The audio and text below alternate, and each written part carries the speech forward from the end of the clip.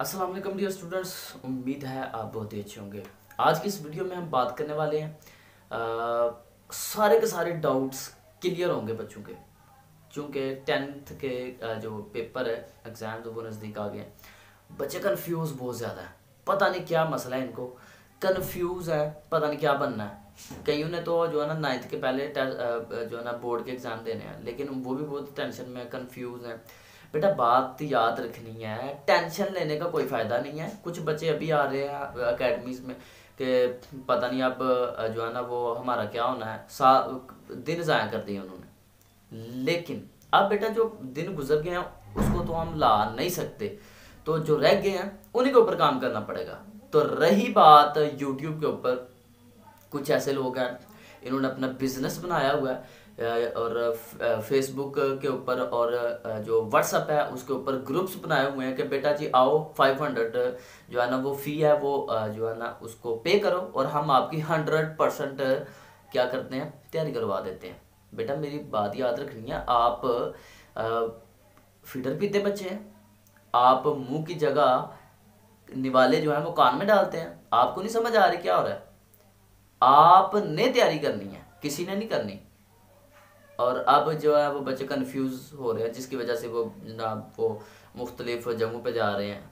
कुछ भी नहीं होने वाला पुत्र, तैयारी आपने खुद करनी है। पहली बात ये, कंफ्यूज मत हो। जब आप कंफ्यूज हो जाओगे ना तो आपके मार्क्स नहीं आ सकते। मैं आपको 100% कह सकता हूँ कि आपके मार्क्स में कमी आएगी। क्यों? कंफ्यूज होने की वजह से। बेटा जो दिन गुजर गया उनको छोड़ो, बस ठीक है, पास्ट में जो हो गया सो हो गया। अब जितने दिन रहेगा उसमें 100% अपना जो है ना वो डालो, उस पर तैयारी करो। मेरे पास एक मेरा स्टूडेंट था, उसने 20 दिन के अंदर 10th क्लास की केमिस्ट्री की तैयारी की है। 20 दिन के अंदर अच्छे खासे मार्क्स लिए उसने, 900 प्लस मार्क्स थे उसके। तो कंफ्यूज होने का कोई फायदा नहीं है। आप पहली बात ये ना, कंफ्यूज नहीं होना। जो समझ नहीं ना आती उसको पूछो, बार बार पूछो टीचर से, और जब आपको समझ आएगी ना तो याद होना है वो। चूंकि अब तो याद करने का टाइम नहीं है, रिवाइज जो है ना वो करने का टाइम है। बार बार बार बार बार बार रिवाइज करते जाएं उसको। केमिस्ट्री है, बायोलॉजी है, फिजिक्स है, जो है ना मैथ की प्रैक्टिस करें।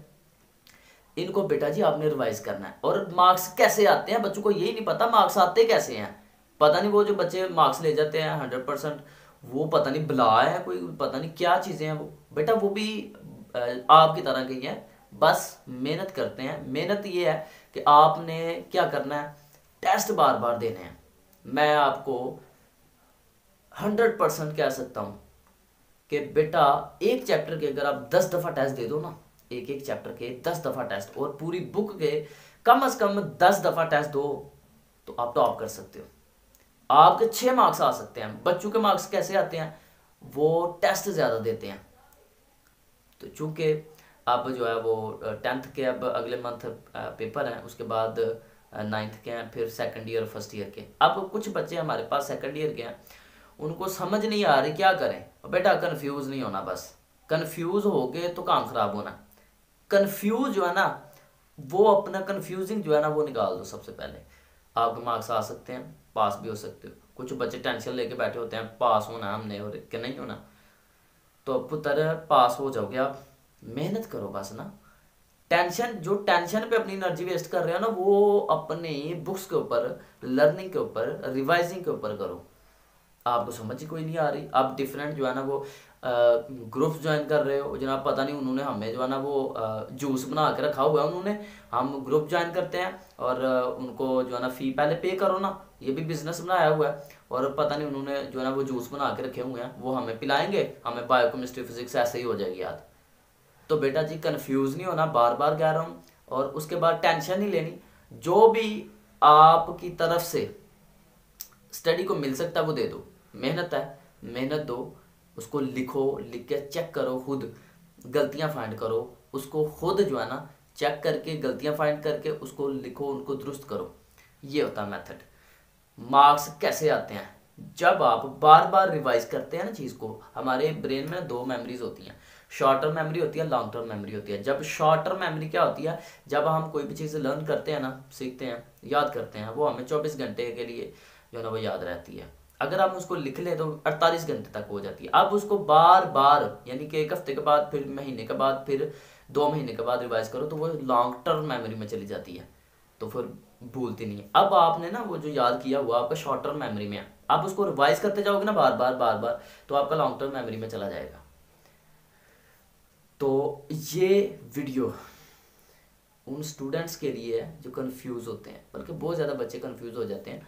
तो बेटा कंफ्यूजिंग हल नहीं है। अब टेंशन देखो ना, एक टेंशन है, टेंशन का कोई हल नहीं है। उस किस वजह से टेंशन है पहले ये देखनी होती है आपने। अगर तो वो बाहर है तो उसको बाहर सॉल्व करो, अगर अंदर है तो अंदर सॉल्व करो उसको, ठीक है। तो कंफ्यूज नहीं होना, मेहनत लगा दो, कर दो मेहनत। अब ये जितने दिन रह गया है, 1-2 हफ्ता आपके पास, इसको अच्छे तरीके से मेहनत करो, इसको अच्छे तरीके से यूटिलाइज करो। और टेस्ट बार बार घर में प्लान बनाओ, डेली बेस पे कोई ना कोई जो है ना वो चैप्टर थारोली